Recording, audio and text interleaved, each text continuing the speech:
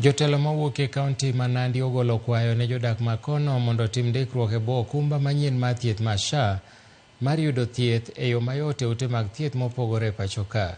Gavana ma Nandi Stephen Sang onyiso luoro e wi kwan matin mar jogo mondikore e okumba mar SHA kowacho ni nyaka gi e sechegi 17% kende emosendikore e kauntino.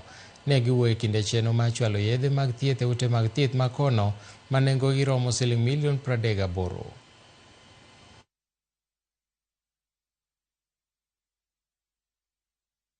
By last week, it was 15%. Yesterday, we had a meeting with the branch at the county headquarters with SHA management, and they reported to us that we are now at 17%. So we are growing every week, and in all the community units around Kapsabet and other places, the community health promoters are actively registering clients. Our people must register in good numbers.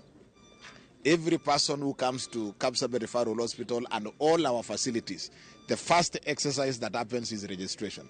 However, we want to encourage the people of Nandi that you don't need to wait until the day you are going to the facility, because that might take you another five minutes or so. Why don't you register? I think the SHA registration platform is available. Let us register ahead of, any time you need to go to the facility.